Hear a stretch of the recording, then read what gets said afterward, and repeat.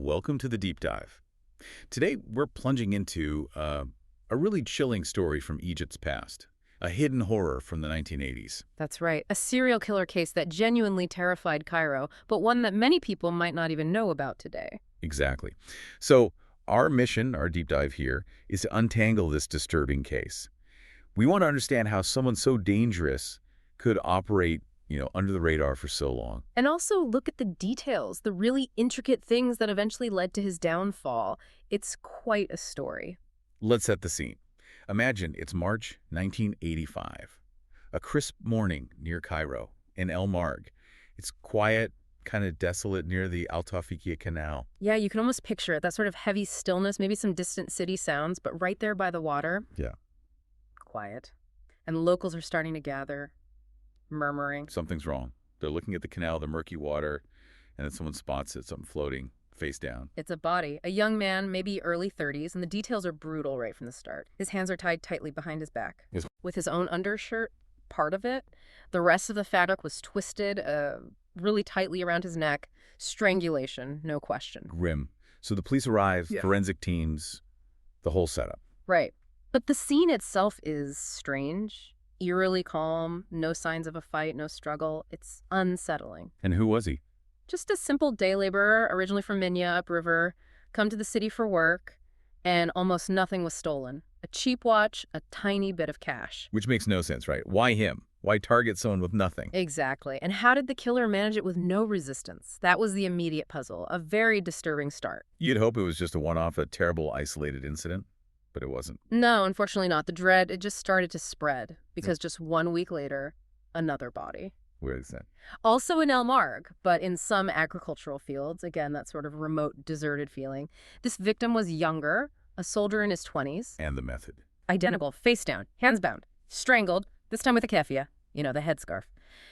And again, no struggle, nothing valuable taken, just another ordinary person gone. It's starting to sound like a pattern. A horrifying one. And it gets worse. Weeks later, a third victim turns up. This one in El Salam. Same method, face down, strangled. But there's a new detail. What was it? The lower half of his body was unclosed, which is immediately alarming, obviously. To just sexual assault. That's what you'd think, but no. Forensics confirmed there was no sexual assault. It just added this layer of weirdness, confusion. And it didn't stop there. No. Shortly after, a fourth body, back in El Marg.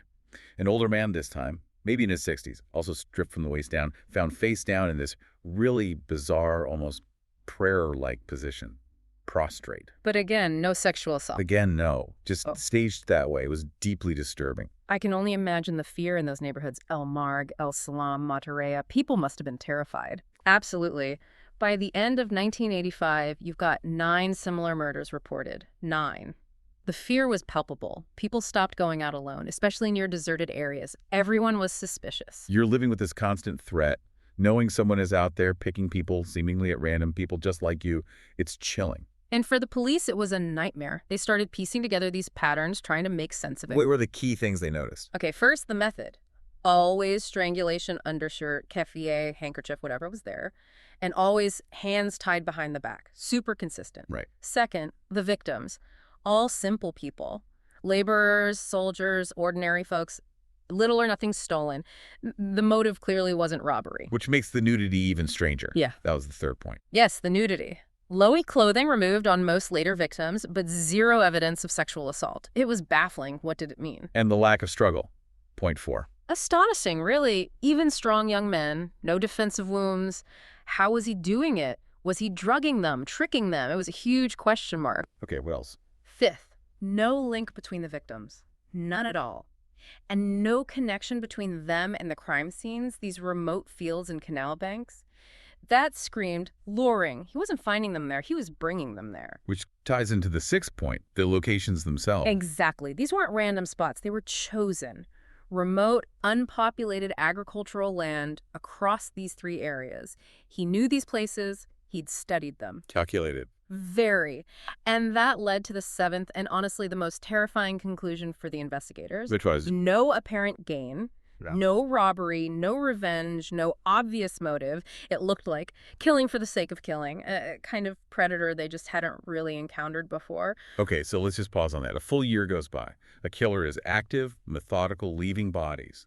The police see the patterns, but they have no idea who he is or why. The frustration must have been immense. They saw the professionalism, the intelligence behind it. This wasn't some random act of violence. And Cairo's huge. They must have thrown everything at it, right? Yeah. Checkpoints, surveillance. Everything. Watching remote areas, railway stations, bus stops, public appeals.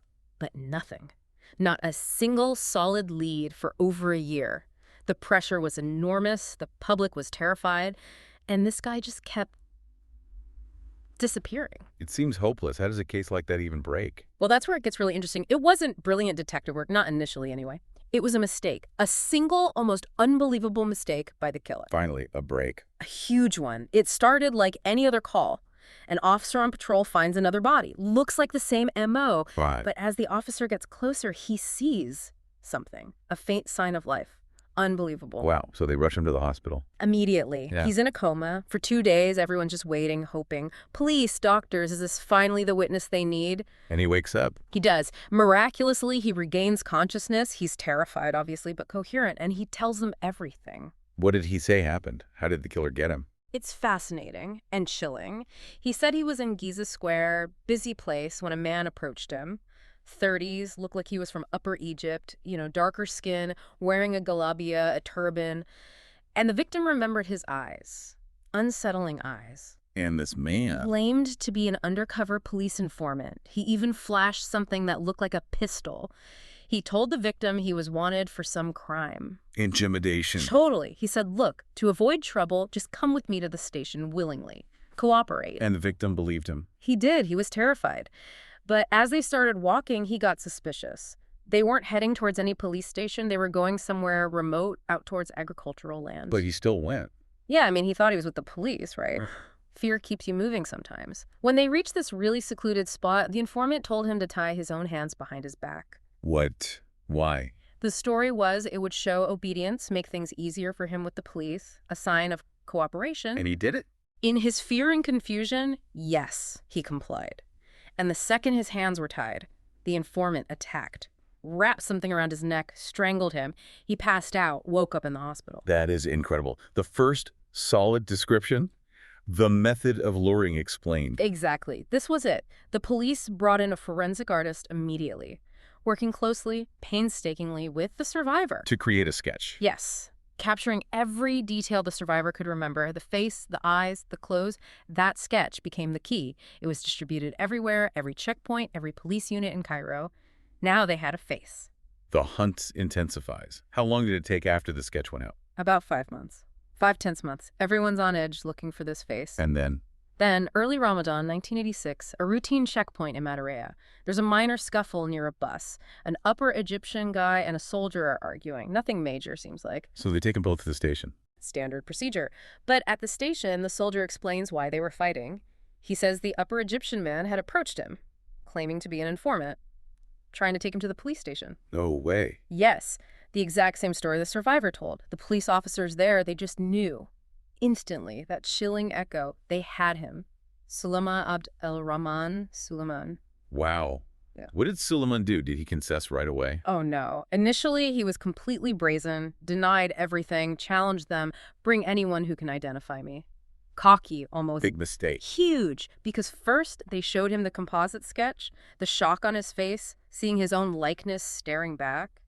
It was undeniable. And then they brought in the survivor. That was the final blow. They brought in the man who'd miraculously lived, and he pointed straight at Suleiman. That's him. That's the man who attacked me. Suleiman's composure just crumbled. Caught red-handed, the terror must have finally hit him. It seemed to. Realizing the game was up, his whole demeanor shifted. He became calm again, but it was a cold calm. He agreed to confess to everything. Just like that. Well, with one condition. A chillingly composed request. What was it? He said, no physical abuse. Just bring me a cup of tea and a cigarette and I'll tell you everything. Unbelievable. Even then, trying to control the situation. It told the police volumes about who they were dealing with. Highly intelligent, deeply disturbed, and utterly detached in some way. So who was he? What made Suleiman Abdel Rahman Soliman become this monster? What was his story? Well, Peeling back the layers is crucial to understanding or trying to understand his motivations. He was from a village called Diro in Asut, Upper Egypt, and he had a record even before the murders. Petty stuff, mostly armed robbery, fraud, deception. Not murder, though. So what tipped him over? Was there a specific event? There seems to have been a major turning point. It involved a land dispute. He and his father worked on land owned by a wealthy banker. Suleiman apparently became obsessed with the banker's wealth, attacked his home somehow, And the banker retaliated. fired both Suleiman and his father, took away their livelihood. Suleiman felt this as a massive injustice, a huge humiliation. Okay, so anger towards the wealthy. Yes, but it got twisted further. He threatened the landowner. And then critically, when it came to testimonies, all the local farmers and servants people from his own background, poor like him, they all testified against Suleiman. He went to prison. Ah, so it wasn't just the rich guy. It was a betrayal by his own people, as he saw it. Exactly. That seems to have solidified this deep-seated delusion. He already felt the rich victimized him, but the betrayal by the poor, by his own kind, that led him to hate them too. Simple, poor people. Which explains the victims. Yeah. The unassuming, ordinary people he targeted. Precisely. It was a twisted form of revenge against everyone he felt had wronged him, which, in his mind, was pretty much everyone below and above him. And prison. Did that change him? Prison seems to have been incredibly damaging. Investigations later reveal he was subjected to horrific abuse, rape, and humiliation by other inmates. Oh, God. And that trauma is strongly believed to be connected to that bizarre detail, the removal of the victim's lower clothing, leaving them in those strange positions. He never explained it himself, but the psychological link seems undeniable. So he comes out of prison. When? February 1985, just 1 month before the first murder. He came out filled with this festering resentment, rage, and this warped sense of righteousness. Ready to act on it. It seems so. Interestingly, he first tried to team up with a friend. The plan was supposedly to lure and rob people. But the friend backed out. Quickly. Apparently, after their first attempt on a poor victim yielded nothing of value, the friend realized Suleiman wasn't really interested in robbery. He was interested in the killing itself. The friend wanted out. So Suleiman went solo. Yes, targeting, in his own chilling words, the simple people who feared the word informant and had never seen a gun. He preyed on their fear of authority, their unfamiliarity with weapons. He was uneducated, you said, but clearly cunning. Immensely cunning in his methods. He made sure, or thought he made sure, no one survived to identify him. Until that one mistake. The gain wasn't money, it was power, control, enacting this perverse revenge fantasy. So the trial. What was the final outcome? He was formally convicted of 14 murders. That was based on the 10 bodies the police found, plus 4 more he confessed to in detail. Only 14. He claimed more, didn't he? He did. He boasted to the press later that he'd actually killed 29 people across several governorates, Asut, Sohag, Minya, Kolubia, plus the Cairo areas. We don't know for sure if that higher number is true, but 14 were proven in court. And the sentence? Death. Handed down in March 1988, his initial accomplice, the one who backed out, got 15 years of hard labor. A grim end to a horrifying story. It really makes you think about the roots of such violence. It does. It wasn't about greed. Not really. It was about something internal. This deep psychological damage twisted into a hatred directed at almost everyone. This deep dive really highlights how someone can be driven by motives that are just hard to grasp. Killing is the primary goal, not a means to an end. And it raises that unsettling question, doesn't it? What happens when that kind of deep trauma meets this profound sense of victimhood? It can create something truly monstrous, a predator whose only game is the taking of a life. The story of Suleiman, the Matareya killer, it's a stark reminder that sometimes the most terrifying crimes don't have a clear logical motive like robbery or revenge. They come from a darkness inside, a place that maybe we can't fully understand. What stands out to you listening to this about such a chilling narrative?